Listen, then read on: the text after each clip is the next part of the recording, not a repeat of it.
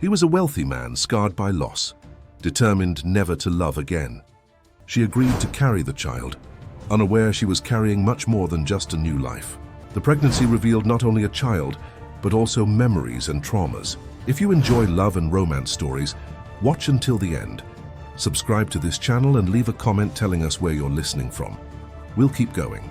The rain beat against the office windows with a persistence that irritated Ethan Lane. He watched the drops slide down the glass, each carrying fragments of the grey Chicago afternoon. At 36, he had built an empire that stretched across the country, but nothing could fill the void Helena had left when she departed. 3 years had passed since that devastating morning, yet grief still clung to his skin like a second nature. The intercom buzzed, interrupting his dark thoughts. It was Aaron, his younger brother and personal attorney, with that controlled tone he always used when bringing controversial proposals. "Ethan, I need to talk to you about the project we discussed last week." Ethan sighed, moving away from the window. The project. That idea born during a sleepless night, when the desire to have an heir became an obsession stronger than the pain itself. It wasn't about love, it would never be. It was about continuity, about ensuring the Lane name wouldn't die with him. Helena had always dreamed of children, but depression consumed her before they could try. Now Ethan sought to fulfill this desire in a cold, calculated way, without emotional involvement. "Come in, Aaron. Let's resolve this once and for all." His brother entered the office carrying a thick folder. Aaron had always been the more pragmatic of the two, capable of transforming any situation into numbers and clauses. His impeccable appearance contrasted with Ethan's emotional disarray, who even in tailored suits carried on his shoulders the weight of someone who had lost hope. "I found the ideal candidate," said Aaron, placing the folder on the mahogany desk. "Claire Miller, 21 years old, from Pine Creek, rural Georgia. Orphaned by her mother since she was 8, raised by her father on an isolated farm, virgin, healthy, no vices or history of genetic diseases. Most importantly, no close family who might complicate the process." Ethan leafed through the documents, observing the young woman's photograph. She wasn't extraordinarily beautiful, but there was something in her eyes that disturbed him. A familiar sadness, as if she carried secrets too heavy for someone so young. Her brown hair framed a delicate face, and there was an almost imperceptible scar on her right shoulder, visible only because the blouse she wore in the photo was lower cut. "How did she learn about the proposal?" asked Ethan, still studying the image. "Through an intermediary in Atlanta. She was looking for ways to leave town, start a new life. When she heard the terms of the contract, she accepted immediately. Almost too quickly, if I may observe." Ethan raised his eyes. "What do you mean?" "Just that most people would ask more questions, negotiate values, hesitate before such a definitive commitment. She simply said yes and asked when she could start. This information should have been a relief, but for some reason it generated even more discomfort in Ethan. Women desperate for money were usually more predictable, easier to control. But that serenity described by Aaron suggested something different, something he couldn't identify. "What exactly are the terms of the contract?" Ethan needed to hear again, to be sure there were no loopholes for inconvenient feelings. Aaron opened the folder to a specific page, highlighting the main points with his finger. "She will reside in the mansion throughout the pregnancy, with complete medical care. No contact with the outside world, no visits, no communication that isn't previously authorized. After birth, she'll receive $2 million and must leave the city immediately. The child will remain under your exclusive custody, without any future maternal rights. And if she tries to break the contract, severe penalty clauses. She would lose everything and still be left with substantial debt. I also included a lifelong confidentiality clause. If she talks about this arrangement to anyone, she'll face serious legal consequences." Ethan nodded, but part of him questioned the morality of it all. Not that he cared about others' judgments, but Helena always said he had a more refined conscience than he liked to admit. Now about to transform a young woman into a mere instrument for his objectives, this conscience whispered uncomfortable protests. "When does she arrive?" "Tomorrow morning. I prepared the room on the second floor, as far as possible from yours. I also installed discrete cameras in the common areas to ensure she follows the rules." The mention of cameras brought a twinge of discomfort. Ethan had always valued privacy, but now found himself in the position of violating someone else's. He tried to justify it to himself. It was just a precaution, a way to protect his interests. But Helena would hate it. Helena would hate all of this. Anything else I should know? Aaron hesitated for a moment, as if deciding between revealing or omitting some information. She made just one demand: access to the library and the garden. She said she needed spaces to reflect and connect with nature during the pregnancy. That's all? That's all. No demands for luxuries, entertainment, or special privileges. Just books and plants. Ethan closed the folder, making his final decision. Then it's decided. Arrange everything for her arrival tomorrow. And Aaron, make sure she understands this is a purely commercial arrangement. No unnecessary conversations, no familiarity. She fulfills her part, I fulfill mine, and each goes their own way. Understood. I'll prepare everything. When Aaron left, Ethan returned to the window. The rain had stopped, but the sky remained heavy with dark clouds. For the first time in 3 years, he felt he was taking a step toward the future, even if it was a calculated and cold step. Tomorrow, a stranger would enter his house to bear the heir he so desired, and then she would disappear from his life forever. At least, that's what he believed. Claire arrived the next morning carrying only a small suitcase and a serene expression that contrasted with the magnitude of what she was about to face. Ethan observed her from the office window, noticing how she stopped in front of the mansion and simply stood there motionless, as if recognizing something familiar in that imposing facade. It wasn't admiration for luxury or intimidation by the size of the property. It was something deeper, more disturbing. She wore a simple navy blue dress that accentuated the paleness of her skin. Her brown hair was tied in a low bun, revealing her delicate neck and that scar on her shoulder he had noticed in the photograph. When she finally moved toward the main door, her steps were measured, as if each one was calculated not to awaken unwanted echoes. Aaron received her at the entrance, leading her through the main hall to the office where Ethan awaited her. During the journey, Claire observed everything with an attention that went beyond curiosity. Her eyes traveled over the paintings on the walls, the architectural details, the decorative pieces, as if seeking confirmation of something she already knew was there. "Mr. Lane," she said, upon entering the office, making a slight curtsy. Her voice was deeper than Ethan expected, carrying a maturity that didn't match her 21 years. "Claire," he responded, studying her carefully. "I hope the journey was smooth." "It was, thank you." The silence that followed was charged with tension. Ethan expected nervousness, hesitation, perhaps even last-minute regret. But Claire remained there, serene, as if this moment were just another step on a path she already knew. Aaron explained all the terms of the contract. He did. "I understand perfectly what's expected of me." "Then you know this is a purely commercial arrangement. There will be—" He hesitated, searching for the right words. "No personal involvement of any kind." "I understand, Mr. Lane. I didn't come here looking for relationships. I came to fulfill an agreement." The way she pronounced Mr. Lane sounded almost intimate, as if there was already a familiarity between them that transcended this first meeting. Ethan felt increasing discomfort, but couldn't identify its origin. "Good. Aaron will show you your quarters and explain the house routine. You'll have complete freedom to use the library and garden as requested. Meals will be served at regular hours, and the medical team will make weekly visits. And you, will we be living together?" The question caught him off guard.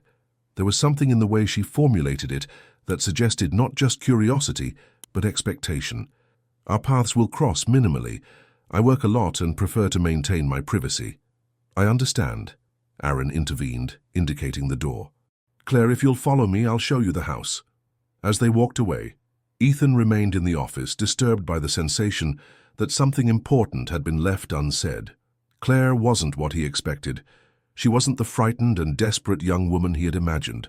There was a silent strength in her, a determination that intrigued and unsettled him at the same time. In the following hours, he observed her through the security cameras, feeling like a voyeur in his own home. Claire explored each room with meticulous curiosity, but it was in the garden where she spent the most time. She stood in front of a centennial oak tree, touching its bark with almost reverent delicacy. Then she sat on the stone bench beneath its branches and closed her eyes as if meditating or remembering. At night during dinner, she made an observation that put him on alert. "This house has an interesting energy," she said, delicately cutting the meat on her plate. "It seems to have been much loved but also much suffered." Ethan almost choked on his wine. "What do you mean?" "Just an impression. Some houses carry the history of those who lived in them. This one seems to carry many stories." "You believe in that sort of thing?" "I believe places absorb people's emotions. My mother used to say I had sensitivity for these things when I was a child." "And now?" Claire looked at him directly for the first time since she arrived. "And now I know some sensations are better ignored." Dinner proceeded in silence after that, but Ethan couldn't stop thinking about her words. Helena always said similar things about the house, about how it seemed alive, breathing along with its inhabitants. In the last months before her death, she had even mentioned feeling the presence of other people there, voices that called her during the early hours. That night, Ethan had difficulty sleeping. Around 2 in the morning, he was awakened by a sound he couldn't identify. He got up and walked the corridors, following the noise until he reached the ground floor. The sound was coming from the living room, where Helena's piano stood. Someone was playing. He approached silently and found Claire sitting at the piano, performing a melody he hadn't heard in 3 years. It was the music Helena played when anxiety attacks dominated her, the only thing that could calm her in the most difficult moments. A melody that Helena said she had learned as a child, from someone very special. She could no longer remember who it was. Claire played with her eyes closed, completely absorbed by the music. Her hands moved over the keys with a familiarity that couldn't be casual. When she finished, she remained there, motionless, as if listening to echoes from a distant past. "Where did you learn that song?" Ethan's voice broke the silence, making her start. Claire turned around and he could see tears in her eyes. "I don't know. It's been in my head since I arrived here. I thought playing would help me get rid of it, but what? But it seems like it doesn't want to leave." Ethan approached, sitting beside her on the piano bench. "That song. My wife used to play it." "Your wife?" "Helena. She died 3 years ago." Claire looked at him with an indecipherable expression. "I'm sorry, how did she die?" The question was simple, but the answer was too complex to share with a stranger. "Suicide," he finally said.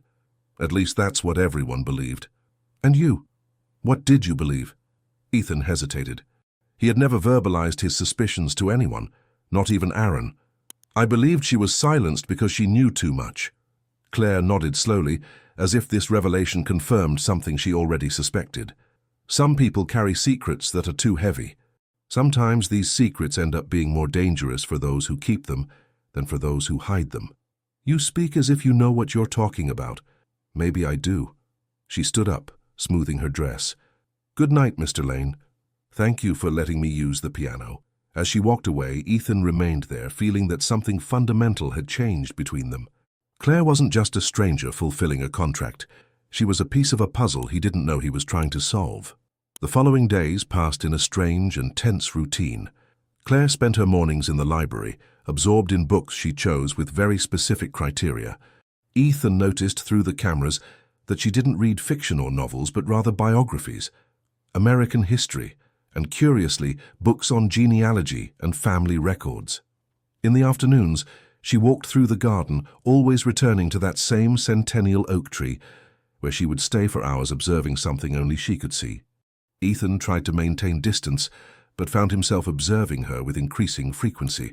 There was something hypnotic in the way she moved through the house, as if each step was guided by an ancestral memory. She didn't seem to be discovering the rooms, but rather recognizing them. And this disturbed him deeply. On Thursday, during breakfast, she asked a question that put him on alert. "Mr. Lane, may I know how long your family has owned this house?" "Why do you ask?" "Curiosity. The architecture is very particular, seems to have been built by someone with refined taste and nostalgic." Ethan placed his coffee cup on the saucer, studying her carefully. "I bought this house 5 years ago from a traditional Chicago family, the Monteros. They had owned it for almost a century." The name Montero provoked an immediate reaction in Claire. She paled slightly, and her hands trembled almost imperceptibly. "Montero," she repeated, as if testing the sound of the word. "It's an interesting name. Do you know anyone with that surname?" "Not that I remember." The answer came too quickly to be completely true. But sometimes names sound familiar to us without apparent reason, don't they? Ethan agreed, but mentally noted her reaction. There was something there that warranted investigation. After breakfast, he called Aaron, asking for detailed information about the Montero family and any possible connection to rural Georgia. Meanwhile, Claire had discovered something that would change everything. Exploring an old section of the library, she found a photo album hidden between dusty copies of classic literature. The first pages showed the Montero family in different eras: weddings, baptisms, graduations. But it was in the last section that she found something that made her heart race. A yellowed photograph showed two girls playing in the same garden where she now walked. One of them, older, had dark hair and deep eyes. The other, smaller, had delicate features and a visible scar on her right shoulder. The same scar that Claire carried. The same scar she unconsciously touched when nervous. On the back of the photograph, feminine handwriting said, "Helena and Claire, summer of 1998. Sisters forever, even if the world says otherwise." Claire felt the ground move beneath her feet. Helena, Ethan's dead wife. The pieces were beginning to fit together in a terrifying yet revealing way. She wasn't a stranger in that house. She had been there before, long ago, when she was just a child. Fragmented memories began to emerge like violent waves. She remembered running through the corridors of the house, playing in the garden with an older girl who treated her with special affection. She remembered an elegant woman who called her "My Little Claire" and taught her to play the piano. She remembered a heated discussion, raised voices, tears, and then nothing. A void that lasted decades. That night, she couldn't eat dinner. She told Ethan she was feeling nauseous, which he attributed to the beginning of pregnancy. But Claire knew her nausea had an emotional origin. How had she ended up there?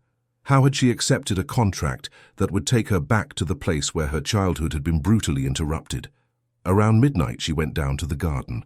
She needed fresh air, space to process what she had discovered. She sat under the centennial tree and closed her eyes, trying to force more memories to emerge. It was then that she heard footsteps approaching. "Can't sleep?" Ethan appeared in the half-light, wearing only a t-shirt and pajama pants. He seemed equally sleepless, carrying in his features the weariness of someone fighting against nightly ghosts. "Sometimes the night brings inconvenient thoughts," she replied, without opening her eyes. "I know exactly what you're talking about." He sat next to her on the grass, maintaining a respectful distance. "Helena used to say that the early hours were when the dead returned to visit the living. Do you believe that? After she died, I began to believe in many things I previously considered absurd." He paused, observing the starry sky. "Including the possibility that some people enter our lives for reasons that go beyond coincidence."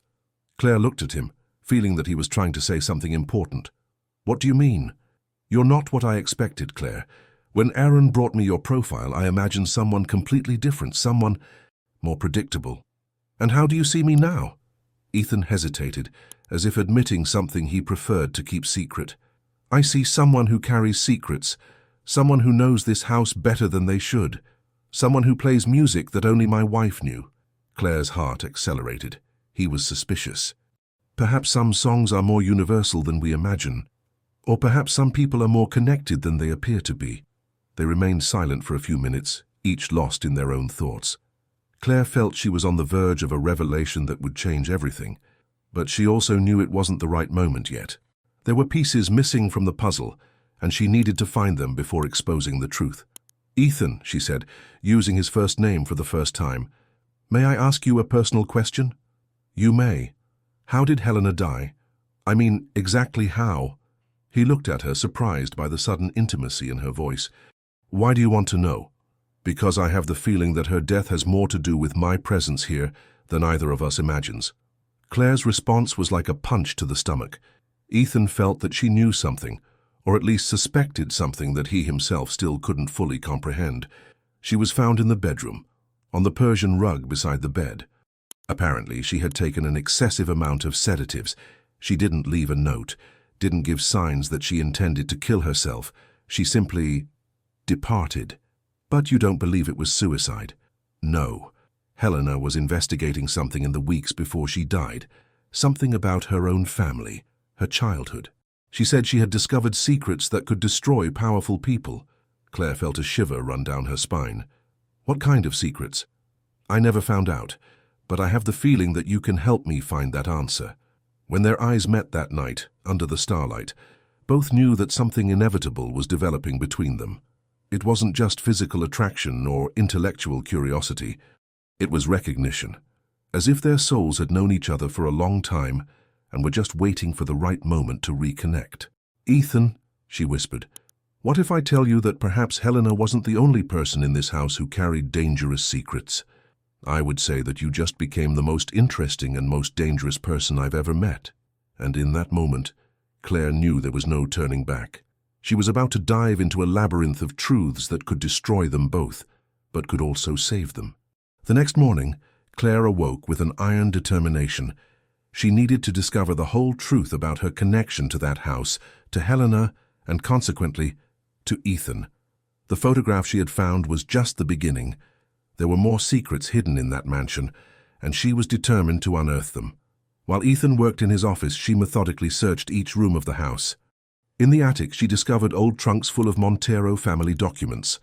Among birth certificates, deeds, and contracts, she found something that made her blood freeze: a death certificate dated 1998 with her own name.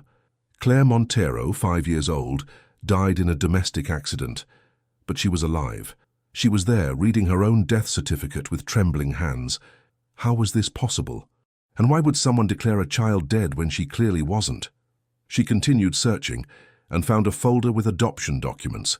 Her real name was Claire Montero, daughter of Edward Montero and a woman named Carmen Santos. Edward Montero was Helena's father. That made her and Helena half-sisters. The revelation left her dizzy but explained many things: the familiarity with the house, the music she knew without knowing how, the sense of belonging she had felt since arriving. But there was more. A handwritten letter, signed by Edward Montero, explained everything. Claire was the product of an extramarital relationship he had maintained for years with Carmen, a maid at the family farm. When Carmen died in an accident, Edward brought Claire to live with him and Helena. But Edward's legal wife, Irene Montero, couldn't stand the presence of that child who represented her husband's infidelity. The letter revealed that Irene had faked Claire's death, paying people to take her far away and deliver her to a family in rural Georgia. The father Claire had known, that rigid and distant man who had raised her on the farm, wasn't her real father. He was just someone paid to take care of her and keep the secret. Claire felt the world crumbling around her. Her entire life had been a lie. She wasn't an orphan. She wasn't the daughter of poor farmers. She was a Montero, heiress to a considerable fortune, who had been kidnapped from her own family as a child. That afternoon, when Ethan found her in the library, she was crying over the documents spread on the table. He approached slowly, as if approaching a wounded animal. "Claire, what happened?" She raised her eyes, red from crying so much. "I know who I am, Ethan." "I know why I'm here. What are you talking about?" "I'm Claire Montero, Helena's sister, your sister-in-law." Ethan felt the ground move beneath his feet. "That's impossible." "It's all here," she said, pushing the documents toward him. "Photos, certificates, letters. I was declared dead at 5 years old, but in reality, I was kidnapped by my own stepmother and given to strangers. Helena was my sister, Ethan, my half-sister." Ethan read the documents with growing horror.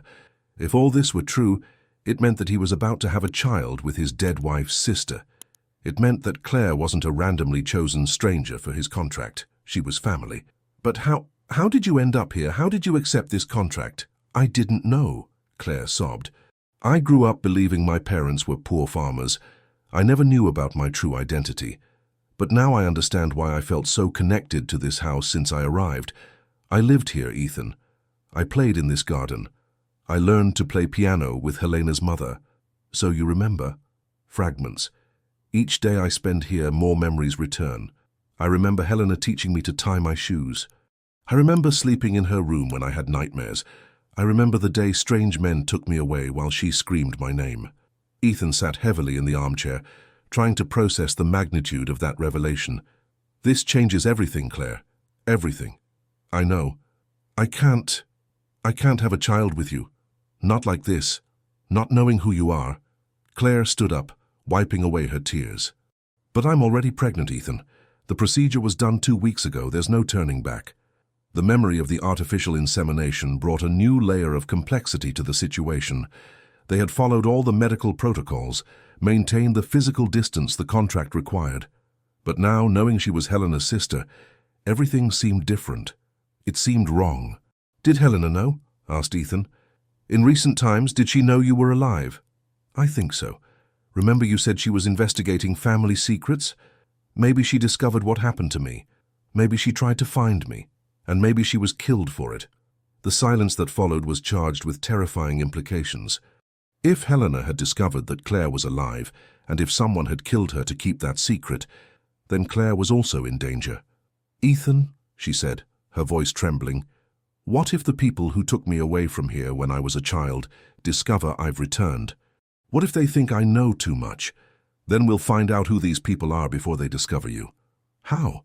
"By investigating Helena's death, discovering what she knew and why she was silenced." Claire approached him, and for the first time since they met, touched his hand. "You would do that? Even knowing that that we are family?" Ethan intertwined his fingers with hers. "Claire, you may be Helena's sister, but you're not Helena. And what is happening between us? He looked at her directly, admitting for the first time what he had tried to deny. "I'm not sure exactly, but I know that since you arrived it's the first time in 3 years that I feel alive. And I know that when I discovered who you really are, instead of pushing me away, it made me want to protect you even more. This is wrong, Ethan. Maybe. But it also seems inevitable." Claire felt something move in her chest, a mixture of desire and fear that left her breathless. "What if we're walking toward a tragedy? Then at least we'll walk together." That night they didn't separate. They remained in the library until the early hours, reading every document, analyzing every photograph, trying to reconstruct the puzzle that their lives had become. And at some point, without either of them noticing when, the physical distance between them began to diminish. When Claire fell asleep in the armchair, Ethan covered her with his jacket and watched her sleep. She seemed so young, so vulnerable, but at the same time carried a strength that he admired. She had discovered that her entire life was a lie, that she was pregnant by her brother-in-law, that her sister had been murdered, and yet she continued fighting for the truth. For the first time in 3 years, Ethan felt he had something to fight for that went beyond revenge or money. He had someone to protect. And even if it was wrong, even if it was complicated, he wasn't going to give up on her. Because Claire wasn't just Helena's sister. She was Claire, and he was falling in love with her in a way that scared and fascinated him at the same time. 2 weeks passed since the discovery of Claire's true identity, and the dynamic between her and Ethan had completely changed. They could no longer maintain the formal distance that the contract required. They spent hours together in the library, investigating the past, sharing meals in silence charged with unresolved tension, and exchanging glances that said more than words ever could. Claire's pregnancy was progressing, and with it an inevitable physical proximity. Ethan found himself observing the subtle changes in her body, the way she unconsciously touched her still flat stomach, the different glow in her eyes. Each of her gestures affected him in a profound and disturbing way. It was during one of those investigation afternoons that Aaron appeared in the office, carrying a voluminous folder and a grave expression.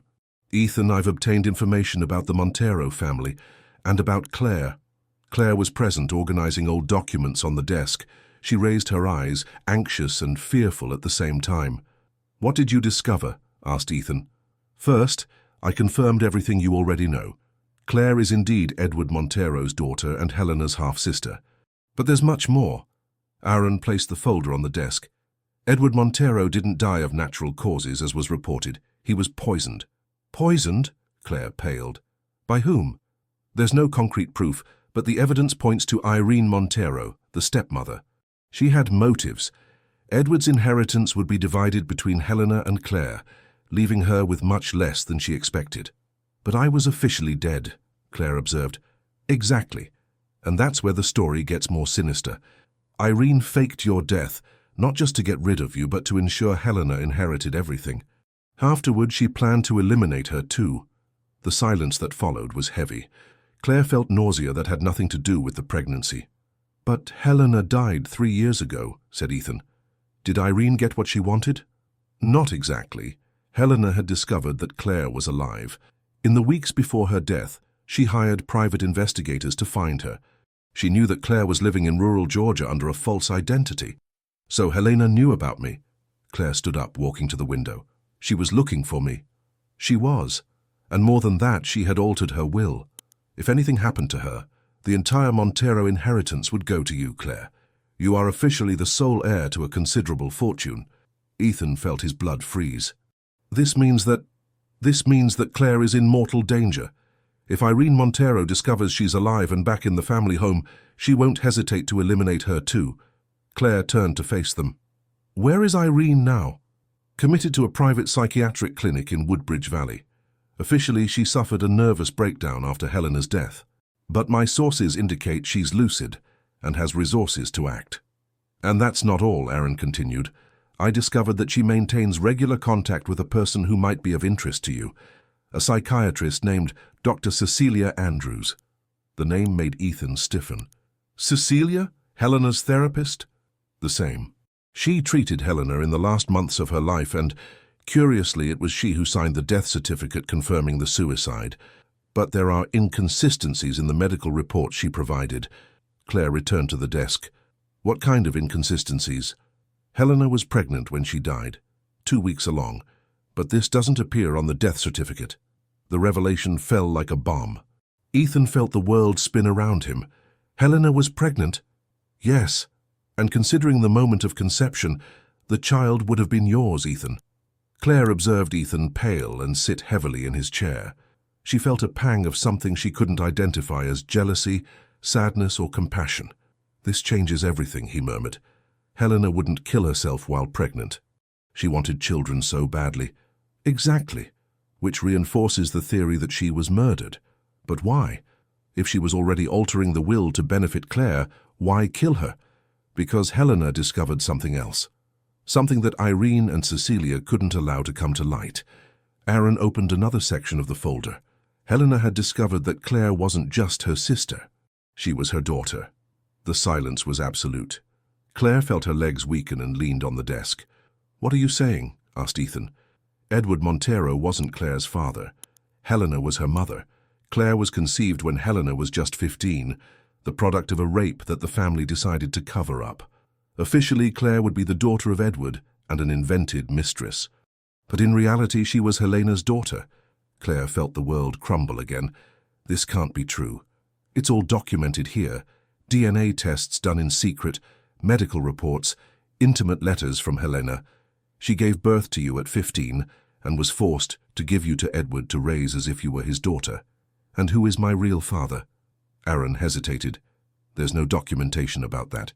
But from the dates and circumstances, it appears to have been someone very close to the family, someone who had enough power to force silence. Ethan rose abruptly. You're saying that Claire is Helena's daughter, and that she's pregnant by me. That makes me the stepfather of your child's mother, Aaron completed. It's complicated, but not illegal. You're not blood relatives. Claire felt violent nausea. I need air. She quickly left the office, leaving Ethan and Aaron alone. Ethan followed her, finding her in the garden, vomiting behind the centennial tree. Claire, he approached delicately. Don't come near, she said without turning. Not now. Are you all right? Am I all right? She laughed bitterly. I discovered my entire life was a lie, that the woman I thought was my sister was actually my mother, that I'm pregnant by the man who was married to her, that powerful people want to kill me. Do you think I'm all right? Ethan approached closer. Claire, none of this changes what I feel for you. It should change. This is sick, Ethan. It doesn't matter that we're not blood relatives. It's morally wrong. And you think I don't know that? He made her turn to face him. You think I don't fight against this every day? But what I feel for you has nothing to do with Helena. It has to do with you, with who you are, with your strength, with the way you make me feel alive again. You're just confusing gratitude with love. No, I know the difference. He touched her face delicately. And I know you feel the same. Claire closed her eyes, trying not to surrender to the sensation of his fingers on her skin. Even if that's true, we can't do this. Not like this. Then tell me what needs to happen for us to have a chance. First, we need to find out who killed Helena. Second, we need to ensure that my child and I will be safe. And third, you need to be sure that it's me you want, and not a substitute version of the woman you lost. Ethan kissed her softly on the forehead. Claire, you're not a substitute for anyone. You're unique, and I'll prove that to you. That night, for the first time since they met, they slept in the same room. There was no sex, no physical intimacy beyond consoling caresses. But there was something more powerful: complicity. They were facing together something that could destroy them, but could also save them. And while Claire slept in Ethan's arms, he stayed awake, planning how to protect her and how to discover the whole truth about the past that had united them in such a complex and dangerous way. The following week brought a dangerous routine of investigation and growing proximity. Ethan had hired discreet security guards to protect Claire, but she insisted on continuing to look for clues about Helena's death. They had become a team, united by a common goal and by an attraction that became harder to ignore each day.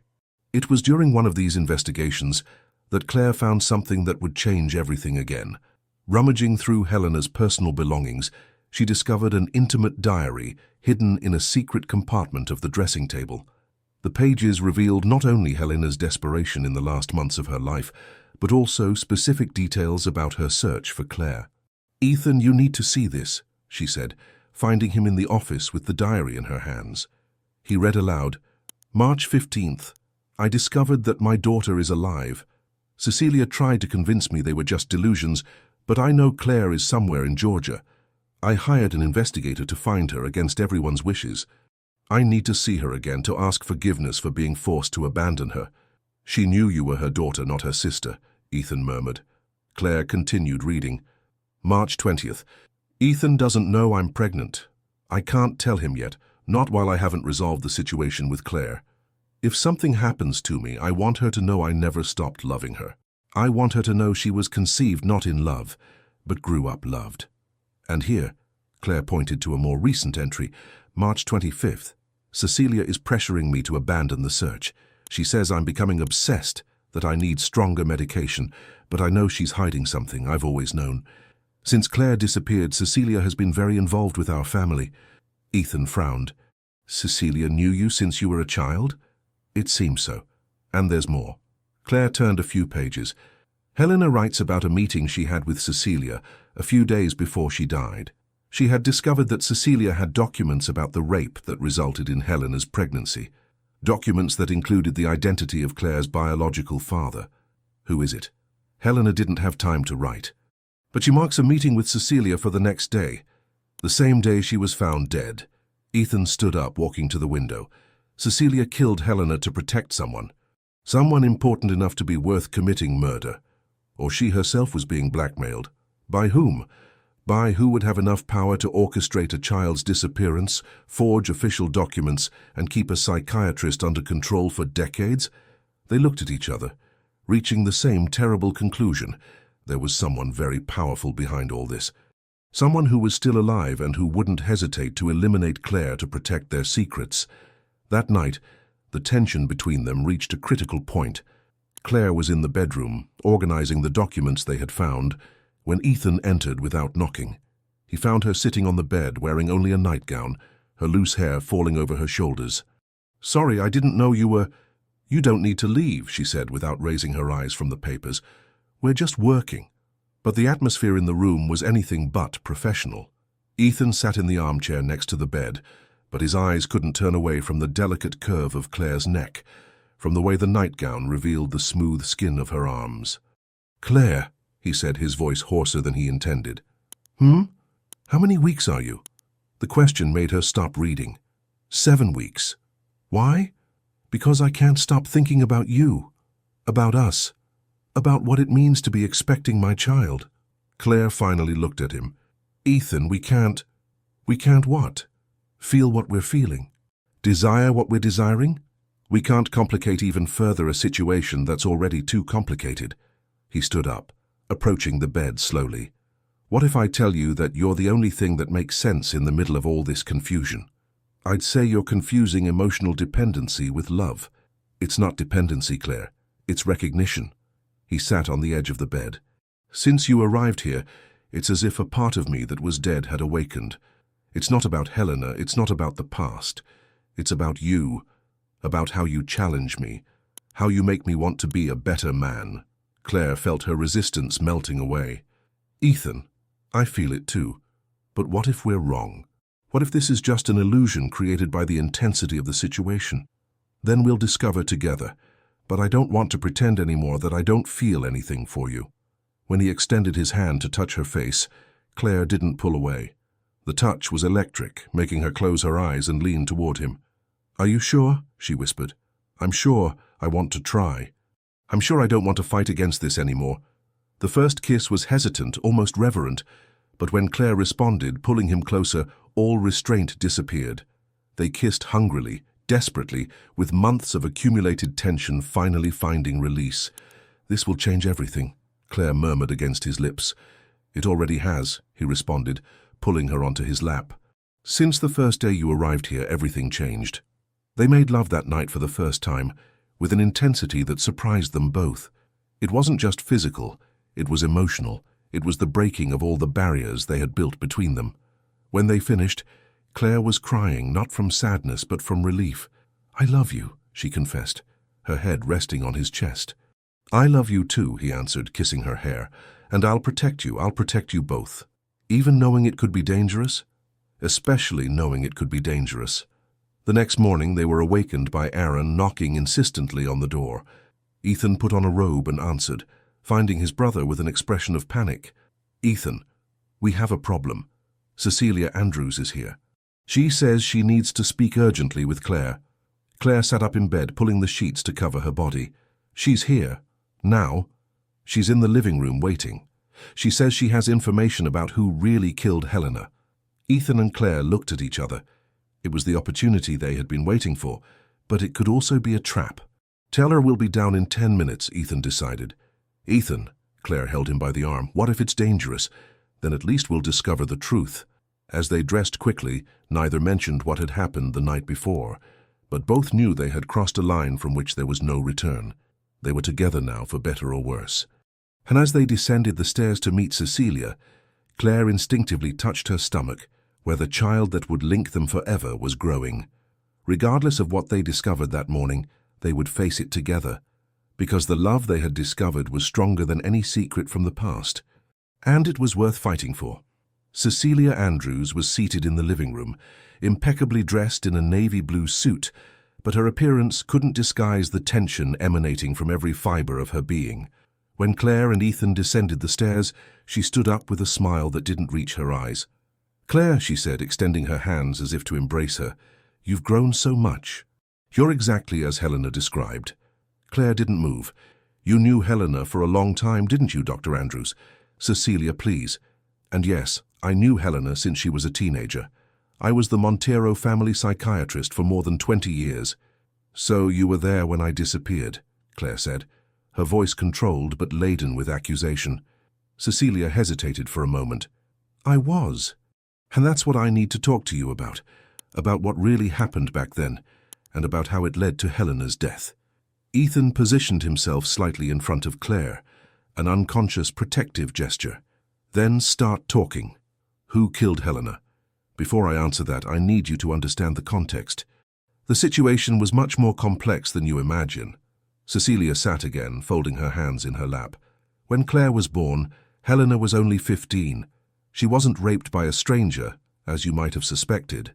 Then by whom? Claire asked, her voice trembling slightly. By Edward Montero, by her own father. The silence that followed was deafening. Claire felt her legs weaken and leaned on Ethan's arm. The revelation was devastating, but in a way it explained many things. My grandfather was my biological father. Yes. Edward had been abusing Helena since she was 12. When she became pregnant, Irene discovered and threatened to expose everything publicly. To protect the family's reputation, they invented the story that you were Edward's daughter with a mistress. And you knew all this? I was Helena's psychiatrist. She told me everything during therapy sessions. I should have reported it, should have protected you both, but what? Ethan intervened, his voice hard. Edward was blackmailing me. He had information about other patients of mine, about treatments I had conducted in a questionable manner. If I spoke up, he would destroy my career and sue me for breaching medical confidentiality. Claire moved away from Ethan, walking to the window. So you allowed a child to be kidnapped to protect your career? It wasn't kidnapping, Claire, it was a relocation. Edward wanted to keep you alive, but away from Helena. He feared that as you grew older, you might remember something or talk about what you had witnessed. What had I witnessed? Cecilia hesitated again. You witnessed Edward abusing Helena. One night when you were 4 years old, you entered his room and saw. You began to scream, to cry, to say that Daddy was hurting Helena. Edward realized you were a threat, so he sent me away.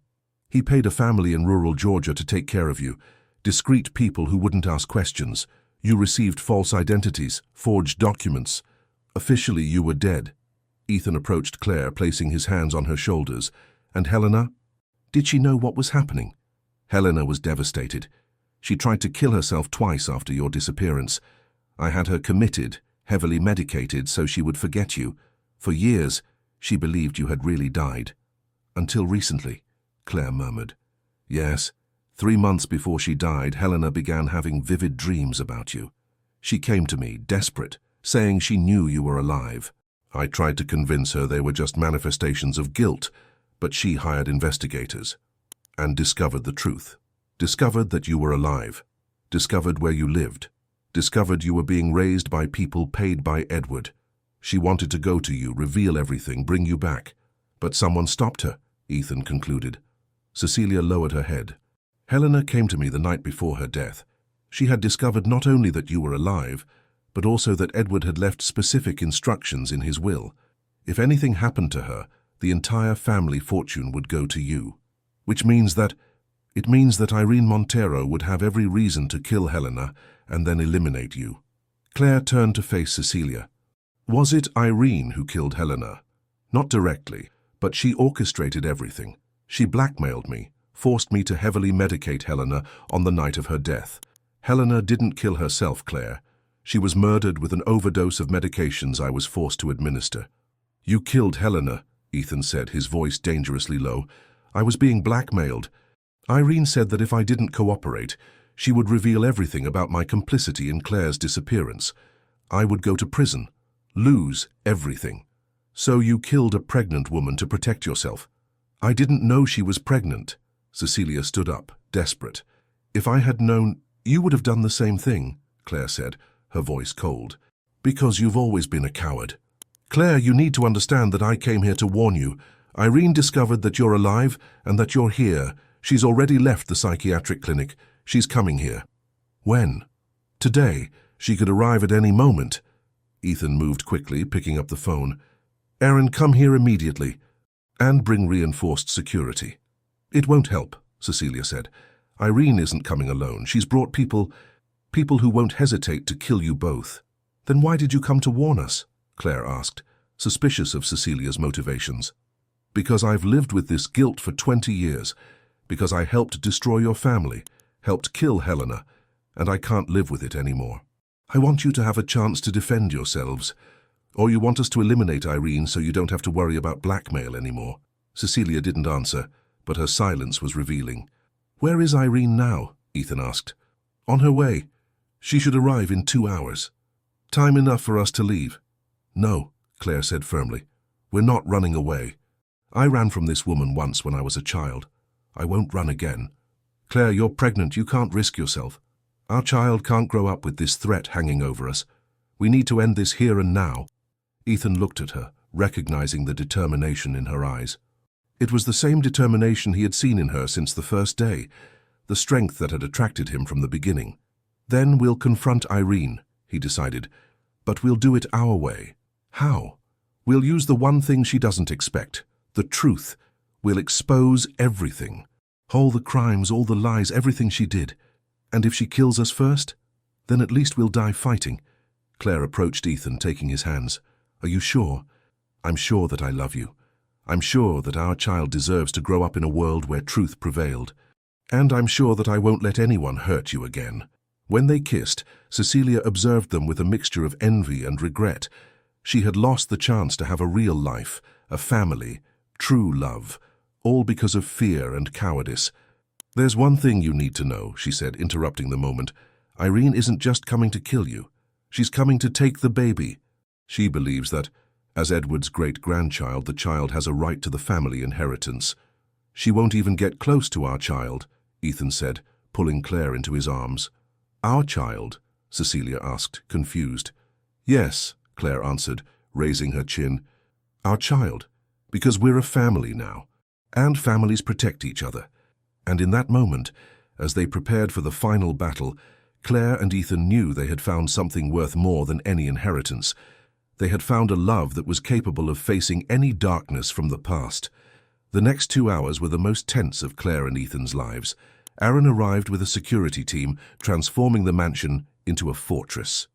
Additional cameras were installed, all entrances were monitored, and a contingency plan was elaborated in case things got out of control. Claire insisted on actively participating in the preparation, despite Ethan's protests about her condition. "This woman destroyed my life once," she said, checking the recordings they would make of the entire confrontation. "I won't let her do it again." Cecilia remained in the house, supposedly to help, but Ethan didn't trust her. He positioned guards to watch her discreetly, suspecting she might be playing a double game. At 3 in the afternoon, the motion sensors detected vehicles approaching. 3 black cars stopped in front of the mansion, and men in suits emerged from each one. Irene Montero stepped out of the middle car, impeccably dressed despite years of institutionalization, carrying with her an aura of authority and coldness that was palpable even from a distance.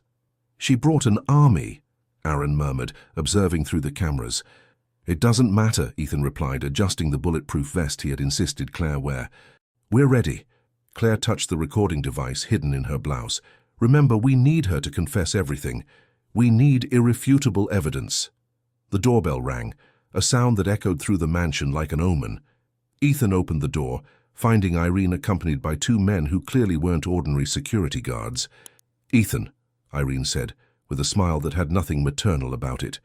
"How good to see you again. I'm sorry I didn't attend Helena's funeral, but I was indisposed." "Irene," he replied, keeping his voice controlled. "I didn't expect to see you so soon. I heard you were in treatment." "Treatment?"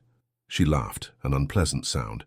"Let's say it was a necessary retreat while certain situations resolved themselves. But now I'm here to personally resolve some pending matters." "What matters?" "Related to my granddaughter, of course. Or should I say, my adopted daughter who has risen from the dead." Claire appeared at the top of the stairs, descending slowly. Irene observed her with a mixture of admiration and hatred that made Ethan's blood freeze. "Claire," Irene said, opening her arms as if to receive her for an embrace. "My dear child, how you've grown." "Irene," Claire responded, stopping a few meters away. "I can't say I missed you." "I imagine not. After all, you spent 20 years believing I was the villain of the story. But I'm here to clarify some misunderstandings." "Misunderstandings?" Claire laughed bitterly. "You faked my death and gave me to strangers. What part of that was a misunderstanding?" "The part where you think I did it out of malice. I did it to protect you, Claire. Edward was a dangerous man, and you were an inconvenient witness to his crimes." "So you admit you knew he was abusing Helena?" "Of course I knew. But what did you want me to do?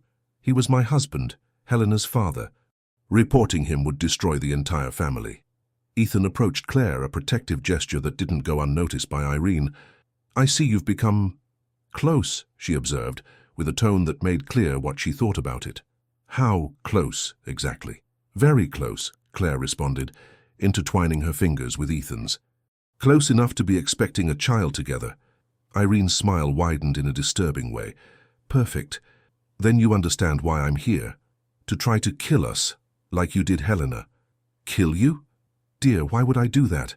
You've just given me exactly what I wanted." "What are you talking about?" "The heir, of course.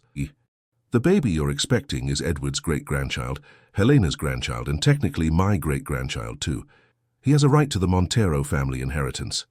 Claire felt a chill down her spine. "You won't even get near my child."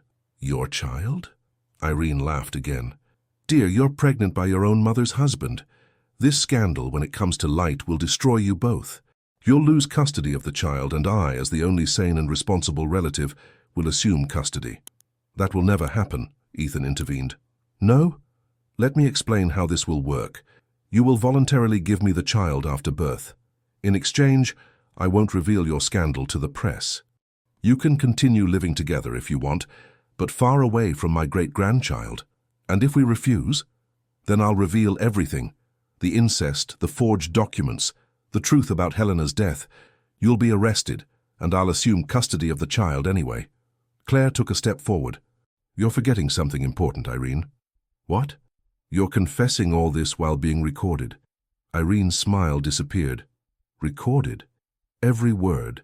Your confession about faking my death, about knowing about Edward's abuses, about blackmailing Cecilia to kill Helena. Everything is being recorded and transmitted in real time to competent authorities. You're bluffing. Claire touched the device in her blouse. Want to bet? The men accompanying Irene moved instinctively, but were quickly surrounded by Ethan's security guards who emerged from their hidden positions. You have no idea what you're doing, Irene said, her mask of civility finally falling. You think you can blackmail me? I built this empire of lies for decades, and we're going to destroy it in minutes, Ethan responded. Ethan, a familiar voice sounded behind them. It was Cecilia, but her expression had completely changed. I'm sorry. Before anyone could react, Cecilia pulled out a gun, pointing it at Claire. Irene, you should have warned me they were recording everything. Cecilia, Claire said, her voice trembling. What are you doing? What I should have done 20 years ago, protecting my interests. You work for Irene, Ethan realized. I always have. You think it was a coincidence Helena sought me out as a psychiatrist? That it was a coincidence I was assigned to care for Claire when she disappeared? Irene controlled me for decades. But you said you were being blackmailed. I was. But I was also being paid. Very well paid. Irene smiled again. See? You underestimated the reach of my power. Cecilia will finish you both, and I'll raise my great-grandchild as he deserves to be raised. No, Claire said, placing her hand protectively over her stomach. I won't let you hurt my child. Your child? Irene laughed cruelly. Dear, after you're dead, I'll tell him his parents were perverts who killed themselves out of shame. He'll grow up knowing he was saved from a sick family. It was at that moment that Claire fully comprehended the evil they were facing. Irene wasn't just a greedy or controlling woman. She was genuinely psychotic, capable of killing and lying without showing any remorse. Cecilia, Claire said, trying to appeal to any humanity that might remain in the psychiatrist. Are you really going to kill a pregnant woman? I've already killed a pregnant woman, Cecilia responded, her voice empty of emotion. One more won't make a difference. Then do it, Claire challenged, surprising everyone. But know that my death won't stop what's already been set in motion. What are you talking about? The recording wasn't just for you. It was transmitted live to the police, to the press, to lawyers. Even if you kill me, the truth is already out there. Irene paled. You're lying. Am I? Claire smiled for the first time since Irene arrived. Want to bet your freedom on it? The sound of sirens in the distance confirmed Claire's words. Aaron had orchestrated everything perfectly. The police were coming, and all the confessions had been recorded and transmitted. You've ruined everything, Irene screamed, completely losing control. No, Ethan said, pulling Claire into his arms. We saved our family. And as the sirens approached, Claire and Ethan knew they had won the first battle. But the war for their happiness was just beginning. The chaos that followed was surreal. Cecilia, realizing she had been deceived and that the police were coming, panicked. Her hand trembled as she held the gun, and Claire saw the opportunity she needed. Cecilia, she said, taking a cautious step toward the psychiatrist, you're not an assassin. You're a woman who's been manipulated for decades. You don't need to continue being her puppet. Shut up, Cecilia shouted, but her tears revealed the internal conflict consuming her. You don't understand. I lost everything because of this cursed family. Then stop losing more, Claire insisted. Hand over the gun. Help us ensure Irene pays for everything she did. Irene, realizing she was losing control of the situation, made a sudden move toward the door. Cecilia, kill her now. We don't have time. But Cecilia didn't move. She looked at Claire, then at Irene, and finally at the gun in her hands. 20 years, she murmured. 20 years being a slave to your secrets. Cecilia, Irene shouted. No, Cecilia said, lowering the gun. I won't do this anymore. It was at that moment that Irene's men tried to act, but Ethan's security guards were prepared. The confrontation was quick and efficient. In a few minutes, all of Irene's henchmen were on the ground, subdued. Irene, seeing herself alone and cornered, showed her true face. "You think you've won?" she spat with pure hatred in her eyes. "You don't know who you're messing with. I have contacts, I have power, I have enough money to buy any judge, any prosecutor." "Maybe," Ethan responded, holding Claire protectively. "But now you also have something you didn't have before." "What?" "Irrefutable evidence of your crimes being broadcast live to millions of people." Irene frowned. "What are you talking about?" Aaron appeared in the room, carrying a tablet. "Irene, you just confessed to murder, kidnapping, document forgery, and blackmail in a live broadcast that already has more than 2 million views. It's being replicated on all the main news portals in the country. That's impossible. Not only possible, but inevitable. Claire didn't lie when she said everything was being recorded. Every word of yours is being analyzed by experts all over America." Irene tried to approach the tablet, but was stopped by the security guards. On the screen, she could see furious comments from people outraged by her confessions, hashtags demanding justice, and journalists already speculating about the scandal. "You destroyed everything," she sighed, finally comprehending the magnitude of what had happened. "No," Claire said, approaching her. "We revealed everything. There's a difference. You don't understand what you've done. You don't understand the consequences. I understand perfectly. I returned truth to the world, something you stole from me 20 years ago." The sirens were very close now. Ethan pulled Claire away from Irene, anticipating a last desperate attempt from the woman. "Claire," Irene said, her voice assuming an almost maternal tone, "you're my granddaughter, blood of my blood. No matter what you think of me, we're family." "Family?" Claire laughed, but there was no humor in her voice. "You sold your own granddaughter to protect a pedophile. You killed my mother to protect your secrets. You threatened my child before he was even born. That's not family, Irene, that's monstrosity. I did what was necessary to protect our legacy. There was no legacy to protect. There were only crimes to hide." The police finally invaded the house, led by a detective Claire recognized from the photos Aaron had shown. He went directly to Irene, who offered no resistance when the handcuffs were placed on her wrists. "Irene Montero," he said, "you're under arrest for murder, kidnapping, document forgery, and criminal conspiracy." "I want my lawyer," she responded, her voice recovering some of the lost authority. "You'll need more than a lawyer," the detective responded. "You'll need a miracle." Cecilia surrendered voluntarily, crying as she confessed everything she had done over the years. "I want to make a deal," she said. "I want to tell everything I know about other crimes, other victims." "Other victims?" Claire asked. Helena wasn't the only one. Irene, she did this other times. Other families were destroyed to protect Edward's secrets. The revelation added a new dimension to the horror of what they had discovered. Irene wasn't just a criminal, but a serial killer who had operated for decades. In the hours that followed, as the police collected evidence and took statements, Claire and Ethan finally had a moment alone. They sat in the garden, under the same tree where Claire had spent so many hours since she arrived. "It's over," she said, resting her head on his shoulder. "This part is over," Ethan corrected, "but our story is just beginning." "Are you sure? After everything we discovered, after all this madness?" "Especially after all this madness." He kissed her softly. "Claire, you're the bravest woman I've ever met. You faced demons that would have destroyed much stronger people. I couldn't have done it alone. Neither could I. But together we can do anything. And now we'll raise our child. We'll build the family you never had, and that I thought I'd lost forever. Even knowing there will always be people who will judge our relationship, let them judge. We know the truth. We know that what we feel for each other is real, it's pure, it's stronger than any prejudice." Claire touched her stomach, where a small life was already beginning to grow. "Our child will grow up knowing the truth about his family. We'll grow up knowing that love conquered hate.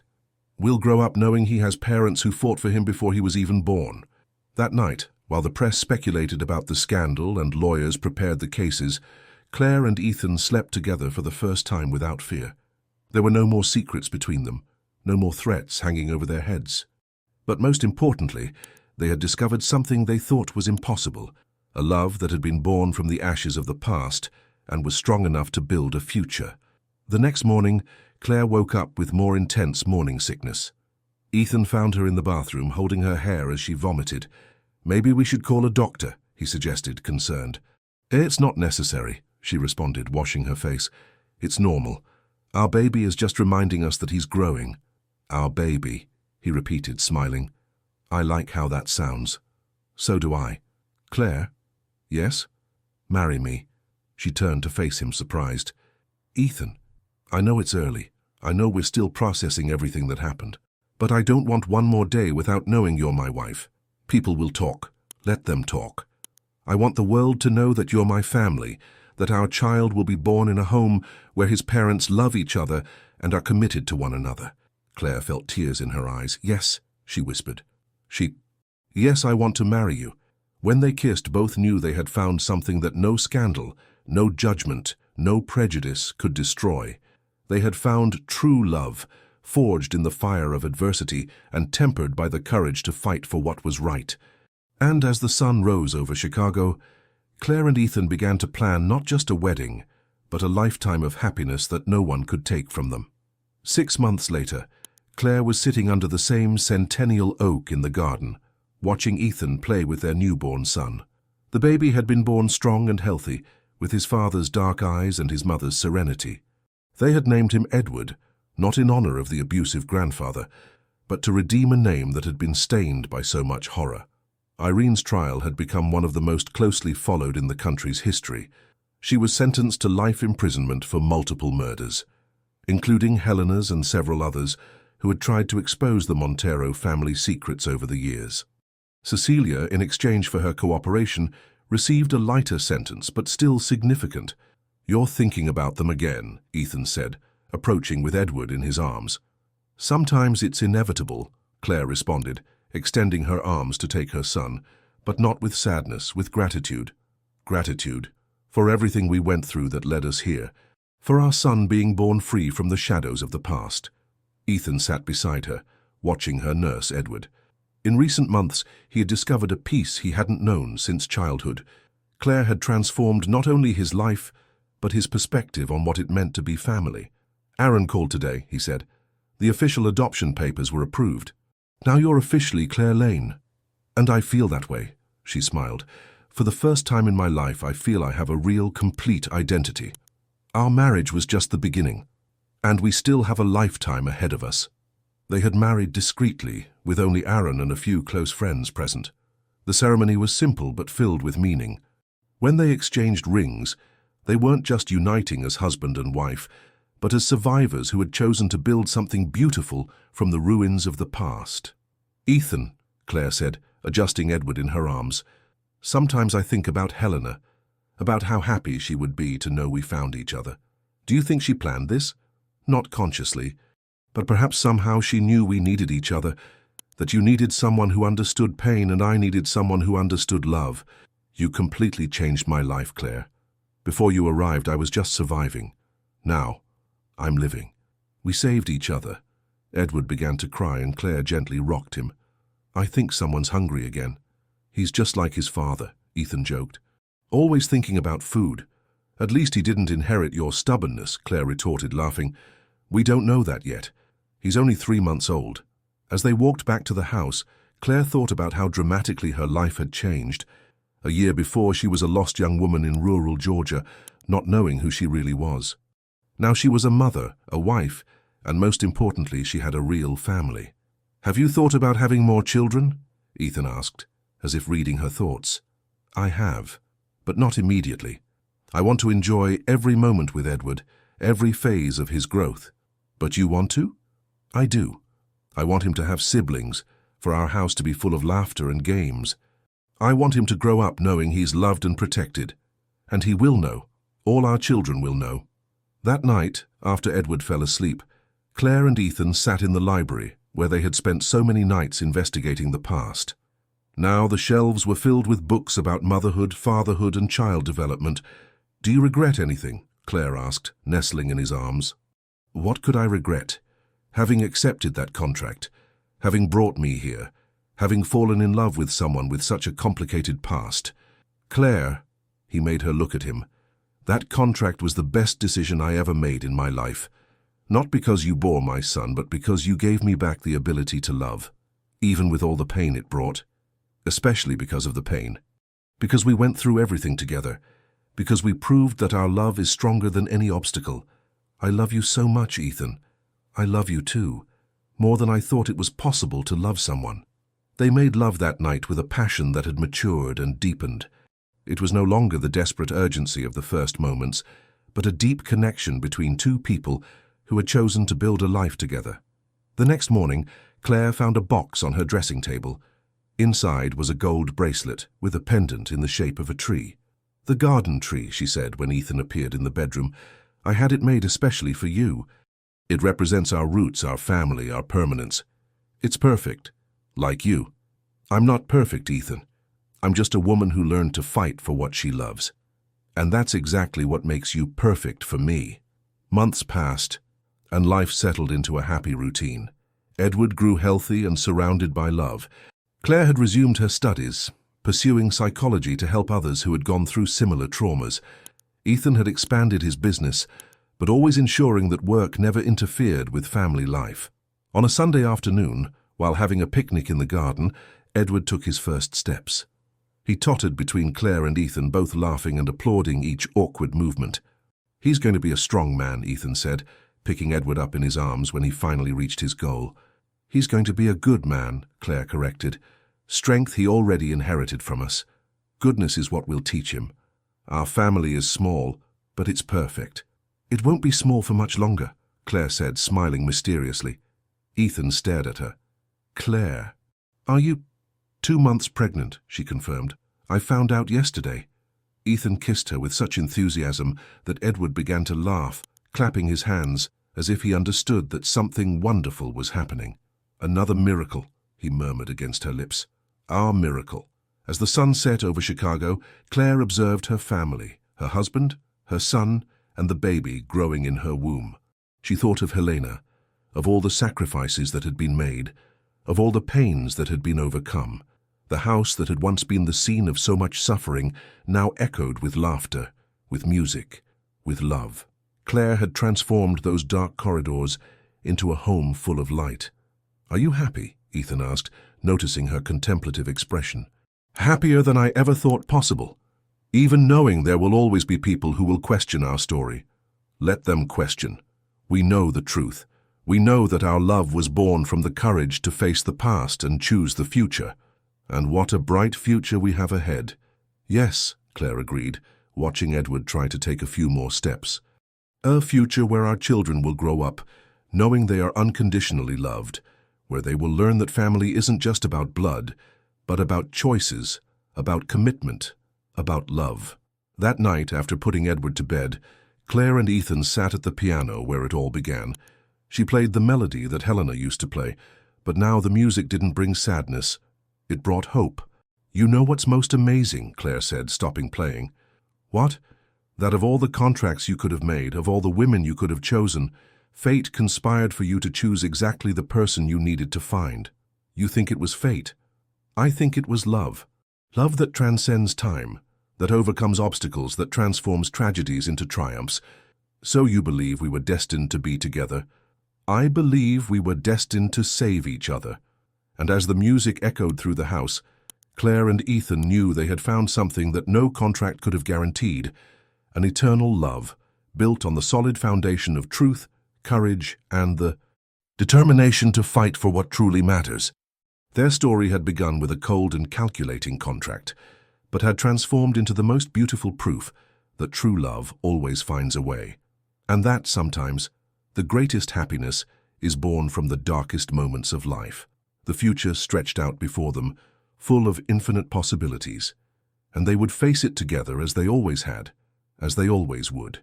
Because they had learned that love is not just a feeling, but a daily choice to build something beautiful, even when the world around seems to conspire against it. Claire and Ethan had chosen love, and love had chosen them back.